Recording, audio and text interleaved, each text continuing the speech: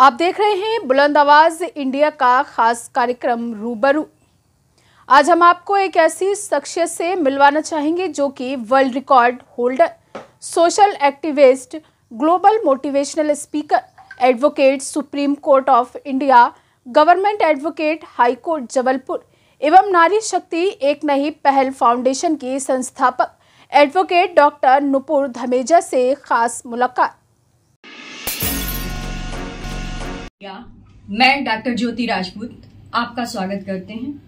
नारी शक्ति एक नई पहल संस्था के माध्यम से सामाजिक क्षेत्रों में लगातार कार्य किए जा रहे हैं और यह कार्य ना जाने कितने गरीबों, कितने असहायों, कितने जरूरतमंदों, कितने पीड़ितों, कितने विक्षिप्त महिलाओं और बच्चों के लिए इन्होंने सहायता की है, जिसके माध्यम से आज पूरे भारत देश में इनका नाम सभी लोग जानते हैं और बहुत ही महारत हासिल कर चुकी हैं। ऐसी ही नारी शक्ति एवं विशेष कार्य करने वाली, महारत हासिल करने वाली शख्सियत से हम मिलवाते हैं, क्योंकि इन्होंने साथ ही सुप्रीम कोर्ट की अधिवक्ता के रूप में और मुख्य रूप से कहा जाए कि लीगल एक एडवाइजर, और लीगल एडवाइजर जो महिलाओं के लिए होती हैं, महिलाओं के लिए सहायता करती हैं, जो भी निशाएं हैं, निशक्त हैं, उन लोगों के लिए सहायता करती हैं। नारी शक्ति एक नई पहल की संस्था के संस्थापक हमारे सामने उपस्थित होती हैं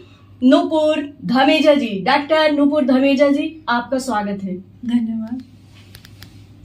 जैसा कि सभी को मालूम है, आपका जाना पहचाना चेहरा है और आपको सभी लोग जानते हैं। ये सौभाग्य है कि हम लोग आपसे देर से मिल पाए मैडम। तो हमारे दर्शकों को यह जानना चाहते हैं कि आपकी शिक्षा, आपका परिचय बताइएगा। मेरा नाम एडवोकेट डॉक्टर नुपुर धमेजा है। सुप्रीम कोर्ट अधिवक्ता हूँ मैं। हाई कोर्ट मध्य प्रदेश में गवर्नमेंट एडवोकेट हूँ और सामाजिक कार्यों में 2009 से सक्रिय हूँ और एक ही टॉपिक पर जो है मैं काम कर रही हूँ। महिला अपराध से संबंधित विषयों पर मैं 2009 से कार्य कर रही हूँ। तो इस कार्य में कई तरह की परेशानियां और कई तरह की समस्याएं आई हैं। क्या ऐसा लगता है कि समस्याओं का समीकरण बढ़ रहा है या फिर घट रहा है? देखिए, 2009 से जो मैं कार्य कर रही हूँ, एक ही टारगेट, एक ही मिशन को लेकर मेरे दिमाग में जो चीज़ है, महिला अपराध से संबंधित की एक स्पेसिफिकली टॉपिक पर मुझे काम करना है। क्योंकि कई बार क्या होता है कि बहुत सारे विषयों पर जब हम एक साथ काम करते हैं, तो सारे विषयों पर जब काम करने लगते हैं तो कहीं ना कहीं हम एक विषय पर भी सक्सेस हासिल नहीं कर पाते हैं। तो मुझे लगता है कि सीढ़ी दर सीढ़ी चढ़ने से जो है समाधान जल्दी होता है। तो हम जो भारत में आज क्राइम का जो आंकड़ा देख रहे हैं, महिला अपराध से संबंधित जो विषयों पर आज हम देख रहे हैं कि किस तरीके रेशोज आते हैं या किस तरीके के क्राइम हो रहे हैं, तो अगर हम उस पर चर्चा करते हैं तो महिला अपराध से संबंधित भारत में जो आज आंकड़ा है वो बहुत ही हाई हो चुका है। छोटी छोटी बच्चियों के साथ बलात्कार, दुष्कर्म जैसी चीज़ें सामने आती हैं।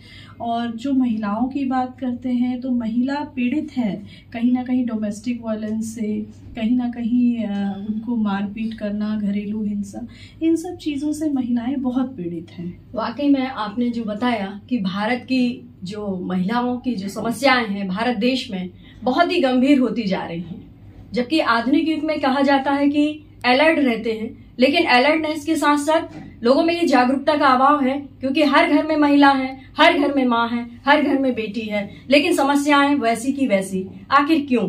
यह इन्होंने बताया। साथ ही मैं आपसे ये पूछना चाहती हूँ कि महिलाओं को न्याय दिलाने में कितनी सफलता मिली है? देखिए, महिलाओं को न्याय दिलाने की अगर हम बात करते हैं तो कोरोना काल जब शुरू हुआ तो नारी शक्ति एक नई पहल संस्था का गठन हुआ। 6 अप्रैल 2020 को नारी शक्ति एक नई पहल संस्था का गठन हुआ।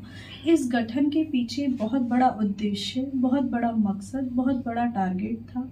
और ये जो नाम है ये भी साधारण नाम नहीं कहेंगे, क्योंकि नारी शक्ति सभी लोग रखते हैं। नारी शक्ति जो कि नारी शक्ति को दर्शाती है। एक नई पहल समाज में पढ़े लिखे लोगों के माध्यम से एक ऐसी पहल की गई जो आज तक दुनिया में किसी ने ना की हो। और देखते ही देखते जो है नारी शक्ति एक नई पहल संस्था ने 4 वर्ल्ड रिकॉर्ड बनाए। 4 वर्ल्ड रिकॉर्ड कौन से? सबसे पहला, नारी शक्ति एक नई पहल संस्था दुनिया की एकमात्र ऐसी संस्था है जो कानून और मीडिया बेस्ड है। नारी शक्ति एक नई पहल संस्था दुनिया की एकमात्र ऐसी संस्था है जिसके पास 2 लाख से ज्यादा वकील ऑन पैनल काम कर रहे हैं। नारी शक्ति एक नई पहल संस्था दुनिया की एकमात्र ऐसी संस्था है जिसने कोरोना काल के दौरान 1 साल के अंदर 300 से ज्यादा बलात्कार पीड़ितों को और 800 से ज्यादा महिलाओं को निःशुल्क न्याय दिलाया। नारी शक्ति एक नई पहल संस्था दुनिया की एकमात्र ऐसी संस्था है जो कि मात्र 3 साल के अंदर हमारी संस्था ने 14 ऐसे वर्ल्ड रिकॉर्ड प्लेटफॉर्म्स पर अपना नाम दर्ज किया, जो कि 3 साल के अंदर ये मुमकिन नहीं है कि आप इतने सारे प्लेटफॉर्म्स पर अपना नाम दर्ज कर सके। संकल्प और लगन हो तो समय उसकी दूरी कम नहीं, बल्कि समय को ही ये अपने साथ लेकर चलते हैं, क्योंकि 3 साल के अंदर इतना अधिक उपलब्धि और महिलाओं को न्याय और पीड़ितों को न्याय दिलाने का यह सक्रिय कार्य त्वरित कार्यवाही करके उन्होंने सभी को न्याय दिलाया है, और जो इनका मुख्य उद्देश्य रहा है वाकई में ये हम लोगों के लिए तारीफ काबिल है और एक प्रेरणा का स्रोत है, और हमें इनसे प्रेरणा लेनी चाहिए। अब आप ये बताइएगा मैडम कि जो आपको इतने सारे अवार्ड मिले हुए हैं, तो ये मतलब कहाँ कहाँ से मिले हैं? फॉरेन के भी हैं, कुछ यहाँ के भी हैं, कई संस्थाओं के भी हैं। मेरे को 17 इंटरनेशनल डॉक्टरेट्स भी मिल चुकी है अलग अलग टॉपिक्स पर, अलग अलग सब्जेक्ट्स पर। और हमारी जो संस्था है नारी शक्ति एक नई पहल संस्था भारत देश में तो काम कर ही रही है, इसके अलावा 17 अदर कंट्रीज में भी हमारी संस्था काम कर रही है। हमारी संस्था को काफ़ी अवार्ड से नवाजा गया है। और इसके साथ ही मैं एक चीज़ और मैं कहना चाहती हूँ कि जिस तरीके से काम आज हम कर रहे हैं, बस एक थोड़ी सी जो उम्मीद है वो कहीं ना कहीं हमें प्रशासन से, हमें सरकार से भी है कि जो कानून आज हमारे देश में बने हैं, या तो कानून की जो परिभाषा है, अगर वो आप मेरी भाषा में जानना चाहें तो वो ये है कि कानून के 3 पहलू हैं। या तो जो कानून महिला अपराध से संबंधित या महिलाओं से संबंधित जो कानून बने हैं, जो प्रावधान बने हैं, या तो हम उन कानून पर चलना नहीं चाहते हैं पहला, या हम उन कानून को जानते हुए भी अनदेखा करते हैं, या उन कानून का सही तरीके से उपयोग नहीं कर पाते हैं। आज हम महिला से संबंधित जितनी भी बातें करते हैं, तो मुझे कहीं ना कहीं ऐसा लगता है कि जो कानून बने हैं, या तो उसमें इम्प्लीमेंटेशन होना बहुत ज़रूरी है, या फिर उन कानून को मानना बहुत ज़रूरी है, लेकिन सही तरीके से, क्योंकि मिसयूज़ जो है आज हमारे लॉ का बहुत ज़्यादा हो रहा है। और हमारी संस्था का जो उद्देश्य और जो मकसद है वो यही है कि हम कहीं ना कहीं क्राइम फ्री जो एक भारत का हम सपना देखते हैं, हम उसको साकार कर सकें। वाकई में क्राइम फ्री होना ही चाहिए, क्योंकि एक बात कानून की जानकारी होना चाहिए, लोगों में अवेयरनेस होना चाहिए, और उस कानून का उपयोग और उसमें संशोधन भी समय समय पर होता है, और मुझे लगता है यह भी जरूरी है। साथ ही आप ये बताइए डॉक्टर मैडम नुपुर धामीजा जी, आप ये बताइए कि आप इतना समय कैसे निकाल लेते हैं? इतना व्यस्ततम रहता है सामाजिक कार्य, बच्चों को भी देखना, शिक्षा भी करना, और लोगों को शिक्षित करना, महिलाओं को भी न्याय दिलाना, पीड़ितों को भी देखना, और त्वरित आप कार्यवाही जो करती हैं, जैसे पता चलता है कि यहाँ ये हो गया है तो आप एकदम मतलब ये नहीं देखते कि कहाँ क्या है, मुझे उसकी सेवा करना है, सेवा की भावना, ये कैसे सामंजस्य बैठा सकती हैं आप? देखिए, ये बहुत अच्छी बात आपने पूछी मुझसे कि ये आप कैसे कर लेते हैं। जब इंसान के मन में, दिल में जज्बा हो कुछ करने का, कुछ कर दिखाने का, तो जब हम बोलते हैं कि हम बीमार हैं, तो हम बीमार हमारी बॉडी से कभी नहीं होते, हम बीमार साइकोलॉजिकल होते हैं। कोरोना में इतने लोगों का परिवार खत्म हो गया, इतने लोगों के अपने चले गए, आज अगर हम बैठे हैं तो इसका मतलब है कि हम बहुत स्ट्रांग हैं साइकोलॉजिकल, इसीलिए आज हम इस दुनिया में सरवाइव कर पा रहे हैं। और रही बात मेरी ज़िंदगी की, तो मुझे लगता है कि जो काम आप करते हैं उसकी प्रेरणा आपको आपके माता पिता से मिलती है। मेरी माँ ने कभी मुझे सिखाया था कि बेटा 2 रास्ते ज़िंदगी में मिलते हैं, एक आराम और एक मेहनत का।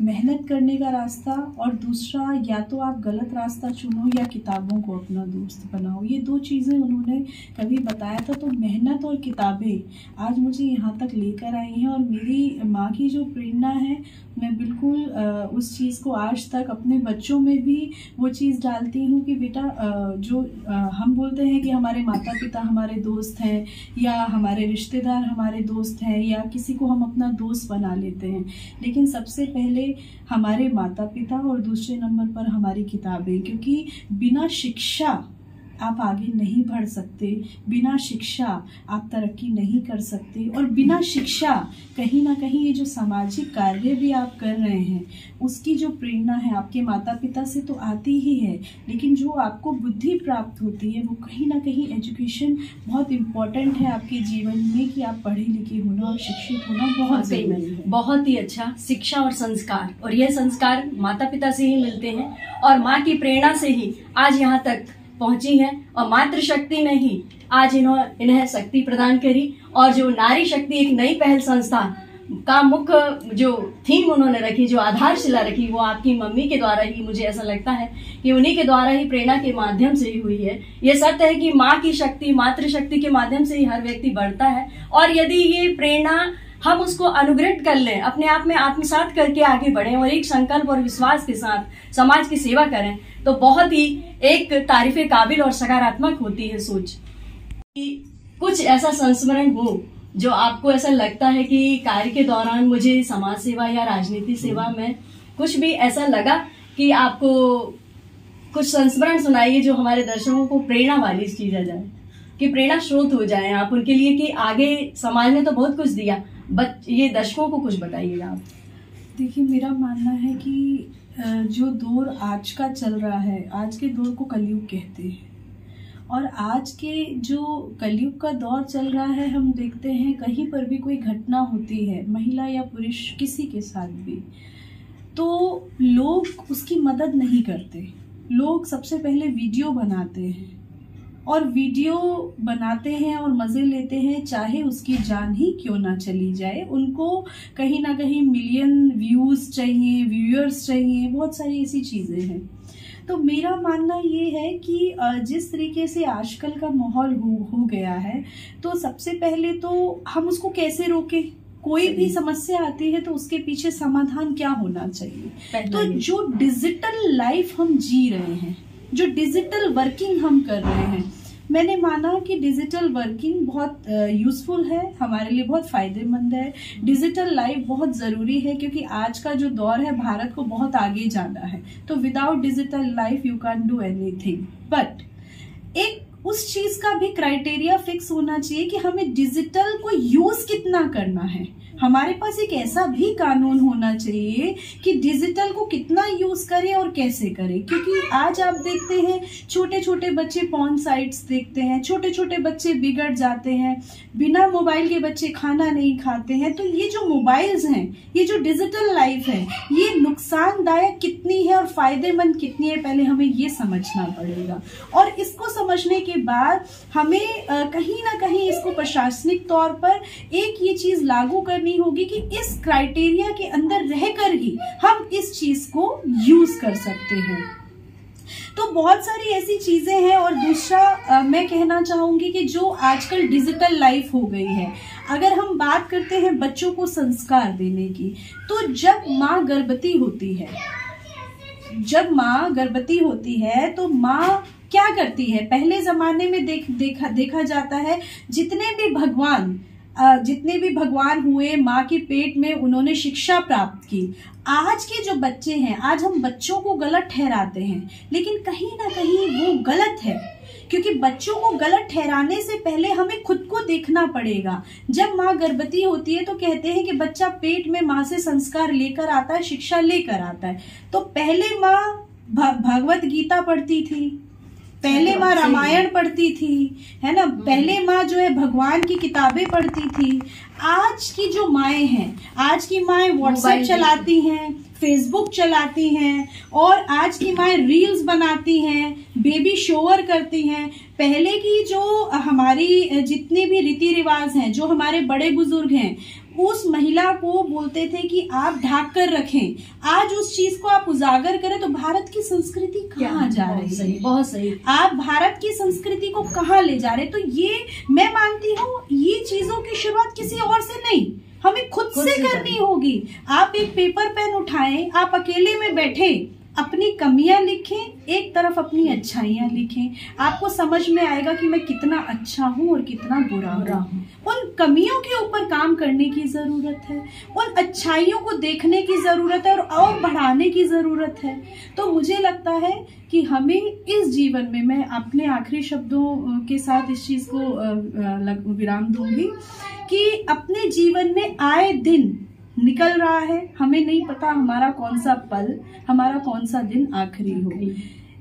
जीवन में कम से कम एक ऐसे व्यक्ति की आप मदद करो, आपको सेल्फ सेटिस्फेक्शन, संतुष्टि, स्वयं संतुष्टि होना बहुत जरूरी है। जिस दिन आप एक ऐसे व्यक्ति की मदद करोगे, शायद उसका जीवन आपके हाथों बचा, उससे ज्यादा सेल्फ सेटिस्फेक्शन मुझे नहीं लगता जीवन में। बहुत ही सही आपने जो बताया कि सेवा की भावना, सहायता की भावना होनी चाहिए, क्योंकि यह हम अपने घर से ही स्टार्ट करें कि भाई रील ना बनाएं, फालतू हम लोग समय वेस्ट ना करें, किसी की सेवा करें। शिक्षा के साथ नैतिक शिक्षा हो, साथ ही पारिवारिक जो शिक्षा होती है उसमें भी नैतिक संस्कारों का समावेश होना चाहिए, क्योंकि कहीं ना कहीं आज वर्तमान में यह देखने को मिल रहा है कि नैतिकता और संस्कार का ह्रास हो रहा है, वह धीरे धीरे समाप्त हो रहे हैं। लोग बाग अपने पुराने जो संस्कार दिए हैं उनको आप धीरे धीरे भूल रहे हैं। उसको भूलना नहीं है, उसको आत्मसात करके परिवार में आगे बढ़ाना है। धन्यवाद मैडम, आपने बहुत टाइम दिया, धन्यवाद। मैं डॉक्टर ज्योति राजपूत, रूबरू में फिर किसी खास मुलाकात शख्सियत से करते हैं, और हमारी टीम राजू तिवारी जी और शैलेंद्र कुशवाहा जी, धन्यवाद। वैसे तो कई मामले आए हैं मैडम, यहाँ कटनी का भी सुनने में आया था, इस बारे में मुझे जानकारी दीजिएगा। देखिए, कटनी का जो एक सबसे अहम मामला जो हमारे पास आया था, वो 16 साल की एक नाबालिग बच्ची जो कि मंद बुद्धि बच्ची है, और उसके साथ गैंग रेप का मामला हुआ था, और वो बच्ची गर्भवती थी, प्रेग्नेंट थी। जब उस बच्ची का केस हमारे पास आया तो वो 6.5 महीने की प्रेग्नेंट थी। उसके घर में उसके पिता, उसके भाई, सिर्फ 2 ही लोग थे और वो बच्ची थी, और उसकी माता जी का देहांत हो गया है, और वो बच्ची खुद मंदबुद्धि है, उसके पिता को भी उतनी समझ नहीं है, और भाई उसका छोटा है। तो जब ये मामला आया तो उसके पिता ने बोला कि मेरी बच्ची खुद मंदबुद्धि है और 6.5 महीने की गर्भवती है, तो हम इस बच्चे को कैसे पालेंगे या कैसे सरवाइव कर पाएगी, तो मैम हमें इस बच्चे को एबॉर्ट कराना है। अब क्या होता है कि जब 3 महीने के ऊपर जब प्रेगनेंसी हो जाती है तो आपका जीवन जो है वो कहीं ना कहीं डेंजर जोन में चला जाता है कि आप एबॉर्ट कराने का आपको सोचना पड़ेगा कि कराएं भी या नहीं कराएं। तो जब उस बच्ची का मामला आया तो सबसे पहले हमने एक आवेदन लिखा डिस्ट्रिक्ट जज कटनी के नाम पे, उनके पास हमारी टीम गई उनसे रिकमेंड कराने के लिए। डिस्ट्रिक्ट जज साहब ने उसको रिकमेंड किया न्यायालय से सीएमएचओ को। सीएमएचओ साहब ने 5 डॉक्टर की टीम को गठित किया जो कि भोपाल और जबलपुर के डॉक्टर्स थे, 3 भोपाल और 2 जबलपुर के डॉक्टर्स थे, और उस बच्ची का ऑपरेशन किया गया। और हमारी टीम लगातार 11 दिन तक उसी बच्ची के साथ में थी, उसकी देखरेख करना, उसका खाना पीना, उसकी दवाइयां सब नारी शक्ति एक नई पहल संस्था के माध्यम से दिया गया। और जब तक वो बच्ची सुरक्षित जोन में नहीं आ गई, जब तक वो सेफ जोन में नहीं आ गई, हमारी संस्था पूरी तरह से उसके साथ रही, उसकी देखरेख की। आज वो बच्ची पूरी तरह से सुरक्षित है, उसका एबॉर्शन हो चुका है और वो बच्ची बहुत खुश है, उसके पिताजी, उसके भाई बहुत खुश हैं कि उस बच्ची का जीवन हमारी संस्था के हाथों बच सका। बहुत ही अच्छा प्रेरणादायी है। हम सबको भी इनसे प्रेरणा लेनी चाहिए कि इस तरह के केस हों तुरंत ही हमको सॉल्व करना चाहिए। एक ऐसी टीम तैयार होनी चाहिए। कोई जरूरी नहीं है कि हम अकेले ही काफी हैं और हम लोग सब मिलकर इस तरह की कोई समस्या आती है या तो मैडम आपको हम लोग बताएं, फोन करके बताएं, ताकि ये संस्था भी आकर के सहायता कर सके। इस तरह के केस ना जाने कितने लाखों और हजारों, और कई केस ऐसे हैं जो पता भी नहीं चलते हैं कि कई लोग छुपा लेते हैं कि ये घटना हो गई है। समाज को ये सोचते हैं कि समाज में किसी तरह का हंसी का पात्र ना बने, इसलिए कई लोग ये करते हैं, कई माता पिता ऐसा करते हैं। लेकिन सच्चाई ये है कि इस तरह की समस्या आए ही ना, और यदि आती है तो उसकी समाधान के लिए सभी को आगे बढ़ना चाहिए। किसी एक का हाथ ना हो, सबका हाथ आगे बढ़ना चाहिए। आगे हाथ बढ़ा करके सबका साथ निभाएं, क्योंकि यह आज समाज की ज्वलंत और एक नाशूर समस्या बढ़ती ही जा रही है। तरक्की के साथ ये समस्याएं भी उतनी ही तरक्की हो रही हैं, ताकि इसको समाधान करना बहुत अधिक आवश्यक है। धन्यवाद।